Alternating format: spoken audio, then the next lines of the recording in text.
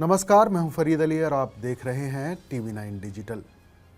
Israel के प्रधानमंत्री Benjamin Netanyahu अमेरिकी चुनाव में डोनाल्ड ट्रंप की जीत से उत्साहित हैं।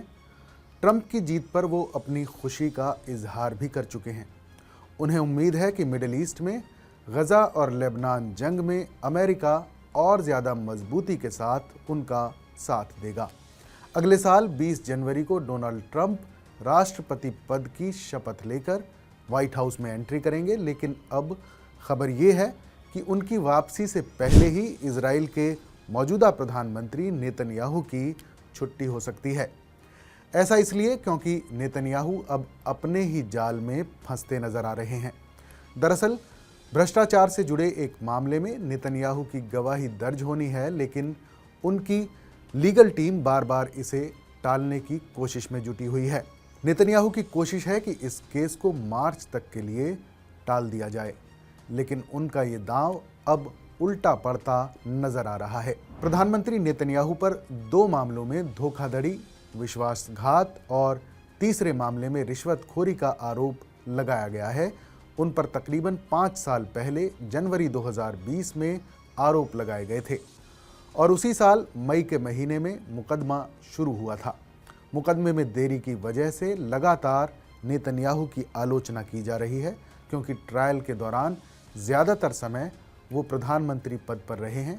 जहां अभियोजन पक्ष ने अपनी तरफ से सारी दलीलें इस साल अगस्त में पूरी कर ली हैं, तो वहीं नेतन्याहू की लीगल टीम बार बार कोई ना कोई दलील देकर उनकी गवाही को टाल रही है।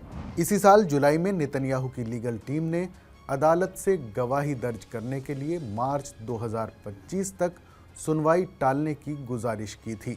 उनकी तरफ से दलील दी गई थी कि नेतन्याहू कई मोर्चों में जारी युद्ध के चलते व्यस्त हैं, जिसे कोर्ट ने ठुकराते हुए 2 दिसंबर की तारीख तय की थी। लेकिन एक बार फिर सुनवाई शुरू होने से पहले नेतन्याहू के वकीलों ने इस हफ्ते की शुरुआत में उनकी गवाही को 2.5 महीने तक टालने की अपील दायर की है, जिसमें दावा किया गया है कि सुरक्षा स्थिति के चलते प्रधानमंत्री अदालत में गवाही देने के लिए ठीक से तैयार नहीं हो सके हैं। हालांकि बचाव पक्ष ने इस मामले में किसी भी तरह की देरी करने का विरोध किया है। नेतन्याहू ने साल 2020 में हितों के टकराव से जुड़े एक समझौते पर दस्तखत किए थे। इसे लेकर दावा किया गया था कि उन्हें अभियोग के दौरान प्रधानमंत्री के रूप में काम करने की इजाज़त दी गई है, लेकिन समझौते में नेतन्याहू की तरफ से ये कहा गया था कि वो प्रधानमंत्री के रूप में अपनी जिम्मेदारियों को पूरा करते हुए मुकदमे का सामना करने में सक्षम होंगे। लेकिन अब वो सुरक्षा कारणों का हवाला देकर बार बार ट्रायल को टालने की कोशिश में लगे हुए हैं। रिपोर्ट्स के मुताबिक नेतन्याहू की टीम की तरफ से बार बार की जाने वाली देरी के अनुरोध से अब अदालत में नेतन्याहू की मुश्किलें और ज़्यादा बढ़ सकती हैं। जानकारी के मुताबिक सरकारी वॉचडॉग निगरानी ग्रुप नेतन्याहू को प्रधानमंत्री पद से खुद को अलग करने का दबाव डालने के लिए उच्च न्यायालय में याचिका दायर कर सकते हैं। इस खबर पर अपनी राय हमें ज़रूर बताएं। बाकी देश और दुनिया की तमाम बड़ी खबरों के लिए देखते रहें TV9 डिजिटल।